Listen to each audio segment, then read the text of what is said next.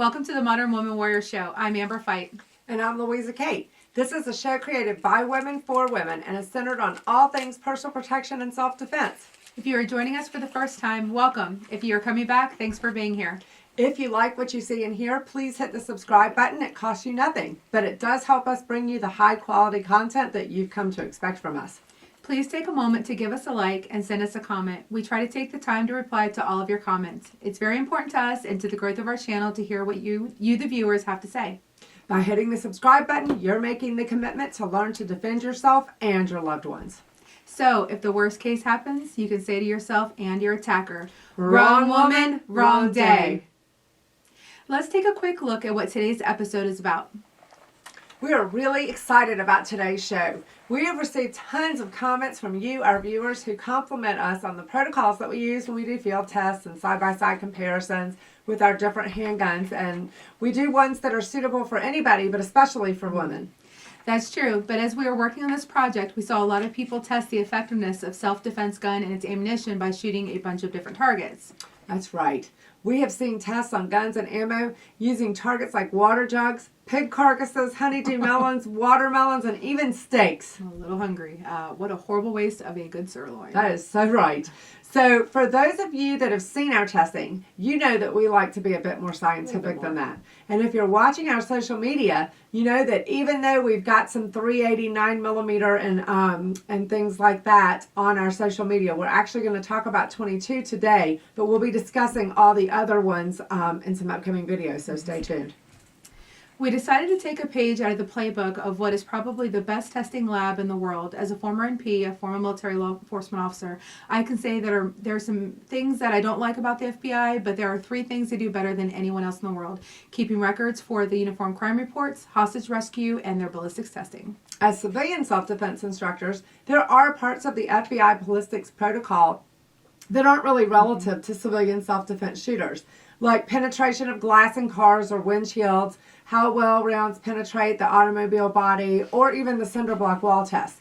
These aren't really as important to us in the civilian world as they would be in the law enforcement or military world. So here is Louisa explaining what our testing protocol will be as we move forward. Hey guys, so we're out here today, and Amber will be joining me shortly. But today we're out here we are starting with our protocol for ballistic testing. So we want to be able to bring you guys the best self-defense rounds and what constitutes a good self-defense round and what is not a good self-defense round. So we're going to test the ballistics of different kinds of ammunition, and we're going to talk about that. We're going to start with our Ransom Series multi-cal steady rest.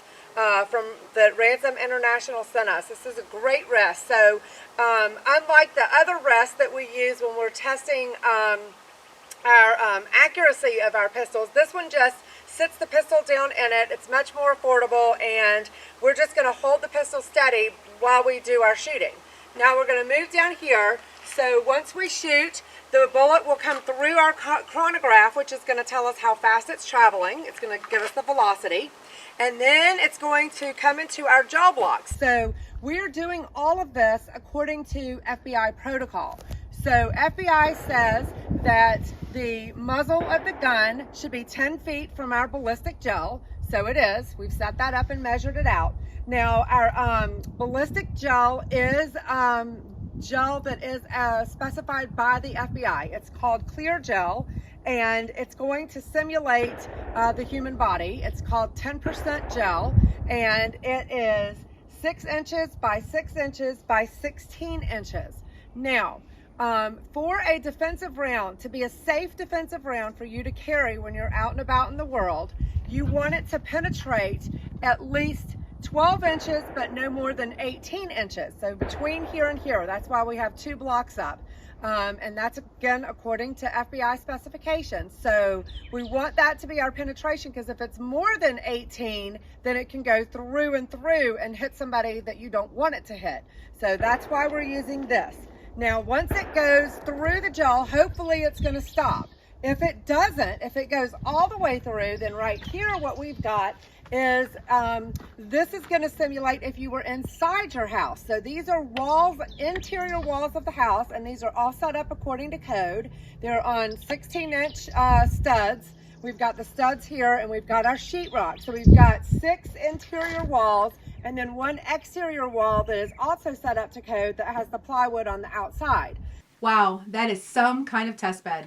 We spent a good bit of time to make this test bed and to make sure that the walls were built to code, and that above all, we could fit it in the truck to get it to the range. So what do we test first? Well, we can scientifically answer a question that many of our women shooters bring up all the time, especially ones that are of, well, let's just say more mature age or have really bad issues in their hands like arthritis. That's great. I know exactly where you're going with this. And it's not just women. Men want to know the answer too. We love our 22 pistols, and that's what we use in our Warrior Basics class. But the question that we are asked is, why can't I use my 22 for self-defense? Yep, that's the question. First, let's talk about the parameters that the FBI sets as a benchmark for all self-defense platforms as well as for self-defense ammunition. You already mentioned the penetration numbers that they are set, which is a minimum of 12 inches of penetration into a 10% gel block and no more than 18 inches of penetration. This is to keep it from being a danger of overpenetration where it could go through your attacker and it could hit an innocent bystander. Absolutely, and that is a really big deal. Huge. I have heard some people say that every round that you fire in self-defense has a lawyer and a criminal indictment attached to it. It's the truest thing. But also a very sobering thought. Right. The other thing that the FBI checks is how much the bullet expands when it hits the target. That's right. So the FBI wants to see an expansion of the round that equals 1.6 times the original diameter of the bullet. For example, a 9mm projectile with a diameter of 0.355 inches should expand to at least 0.568 inches. So let's head to the range and get this show on the road. Absolutely, let's go. Okay guys, so the first one we're going to start with some 22 long rifle, and we're going to use Remington 22 target ammunition that is a lead projectile, and we're going to get started. And you can see our iPad in the background where we're going to try to get the bullet as it goes through the gel. So eyes and ears, everybody.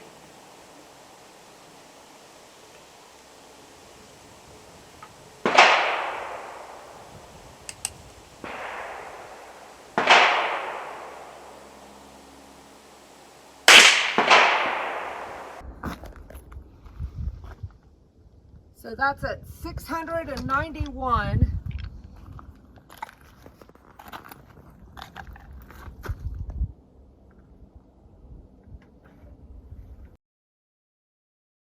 About 8.5 inches.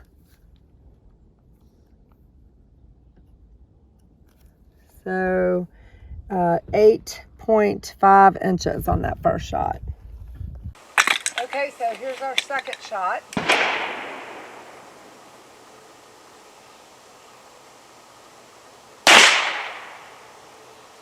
Okay, our velocity is 1,000. Wow, that's a lot of difference from that first one to this one. 1,000 feet per second. And, and it went a lot further than the other one did. So this one penetrated 16 inches. So versus 8.5 on the first one with 691 feet per second. So that's a really big difference. Okay. Okay, so this is our velocity on that second one with the 22 long rifle. And then here's our 2 shots in the gel. Second shot, you can see, let me try to get it up higher. Pretty cool. You can see the first shot didn't go nearly as far as the second shot did.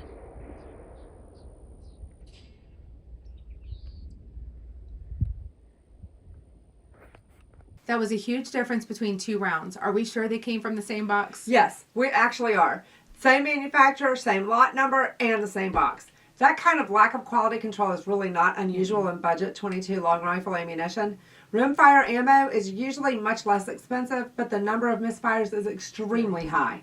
In target ammunition, I have experienced as many as 15 to 20 misfires. Now that's a lot more than normal, but even one misfire in 25 shots, which is not uncommon, is not very reliable for self-defense. That is so true. If you're going to use a 22 long rifle for self-defense, you better get used to clearing stalls or using a revolver. If it stalls, you just pick it up, press trigger again. That's true. But with very marginal round like the 22 long rifle, you want to be able to hit your attacker with more rounds, not less. So let's take a look at projectiles. It came out at 691 feet per second. Wow, you can get pellet guns that shoot harder than that. Absolutely, which is why we got an unacceptable 8 inches of penetration on the gel block. And also notice that there was 0 expansion in the projectile on that. Bullet number 2 did better with 1,000 feet per second and an acceptable 16.5 inches of penetration. But again, no expansion on impact. Clearly, both of these shots failed the FBI protocol. So now let's test a better quality 22 long rifle round. Yes, the Winchester Target and small game load. We use these in our Warrior Basic class, and they're pretty good rounds for 22s. Okay, so now the second one we're going to test is Winchester. This is also 22 long rifle, and we're going to test some Winchester jacketed hollow points. So these are a hollow point, and we'll see what happens with these now. All right, here we go.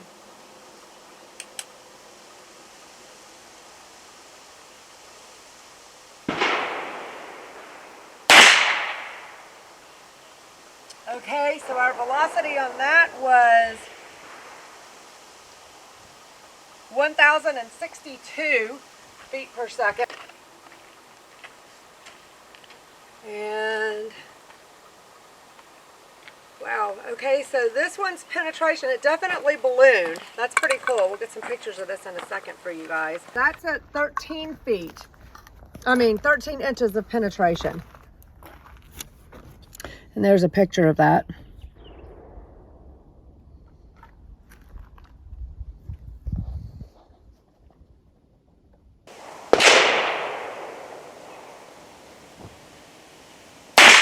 There it goes.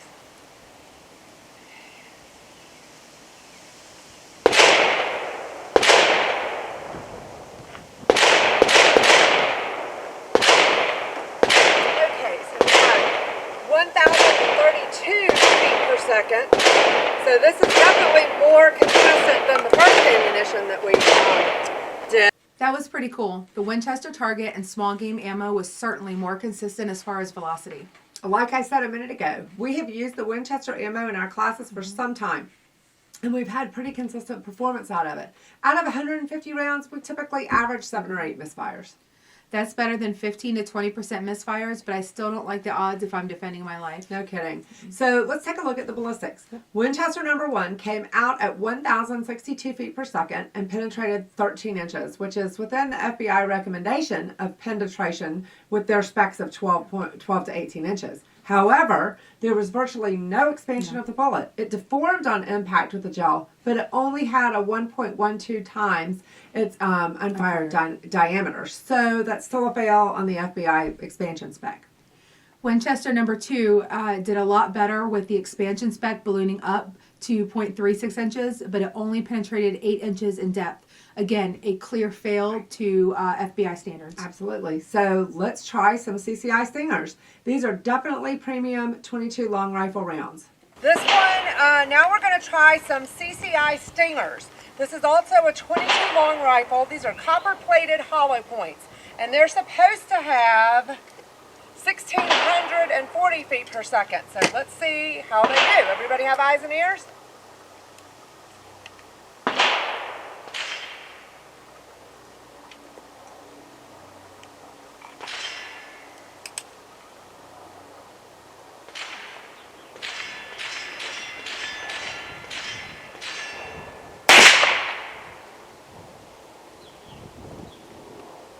Okay, so we got 1,211 feet per second.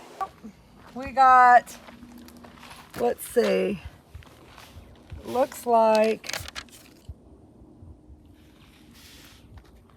only about 8.5 inches of penetration. Right there. Right there, let's see. No, I'm sorry, that's 10 inches of penetration.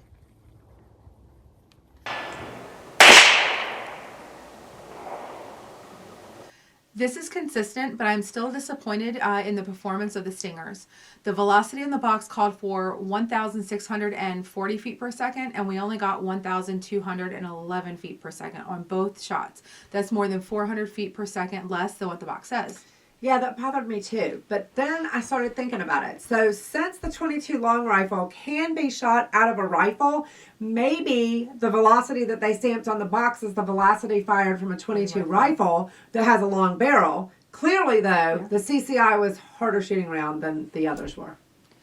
It sounded different than the other rounds we tested because it's a supersonic round also. Right, so it did. It sounded different too. So let's wrap this up and talk about what we learned.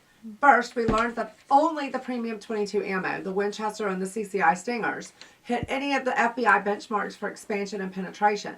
Each time the expansion goal was met, the penetration with the round was far below the FBI standard. The only rounds that reached the FBI threshold for the penetration had practically no expansion. Not only that, but none of the data addresses one of the 22's biggest flaws, which is the failure to fire rate of 5 to 20% based on our experience. I've been doing self-defense training for a real long time now, and I have always heard that 22s are not a good self-defense weapon. And now we actually witnessed the results from our own test. That is really cool. So as I said earlier, the fact that the 22 is a rimmed cartridge and can cause a failure to feed in semi-automatics leaves me with this conclusion. The chance that you will have a malfunction while you're in a life and death struggle is far too great for me to risk it. So I'm not going to use the 22 for self-defense. And a revolver typically does not hold enough rounds for my taste. So not for me either. The idea that I would use an underpowered stall-prone weapons platform as self-defense weapon is not supported by the data. Both Amber and I give a 22 a thumbs down as a self-defense gun. Hey Amber, one more thing. We definitely need to warn our audience that if they have a self-defense pistol loaded with full metal jacket, they might want to replace that with some good hollow points self-defense rounds. Watch this. Whoa. Woo. 1,287. Oh. Feet per second? Yeah, that yeah. went all the way through our walls. Let's go check this out. Hold on. Okay, clear the gun first. Yeah, Clear. we're clear. Okay, this penetrated All the all the way through. Look, Holy. right here. Can you see? Grant, can you get it? Right here. Let's see. Oh, it came out the back, went through the next one. So it went through 1.5. Can you get down in the crack? Right. So here's the right here where my finger's at. Wow. Okay, so So I can see where it exited right here, right at the very end. Came all the way through right here, and exited right here. So it came out this side right here. so we definitely do not want to use this And here's the line as right defensive here. ammunition. See it right on the edge. That's a no. That is amazing.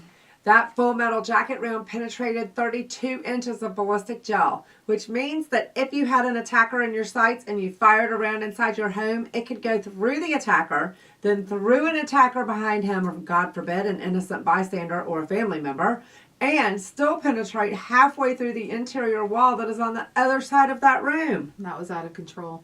Overpenetration is a really big problem in self-defense shooting. Remember, you have the right to use deadly force if you are defending your life or the life of your loved one, but that right does not extend to the shooting of an innocent bystander. That's true. And if that happens, you're going to be looking at some serious criminal and civil liability. Oh yeah. Again, we hope you enjoyed the show. Drop us a comment, send us a like, and please subscribe if you have not already. And we'll see you again next Tuesday. Bye, Bye. guys.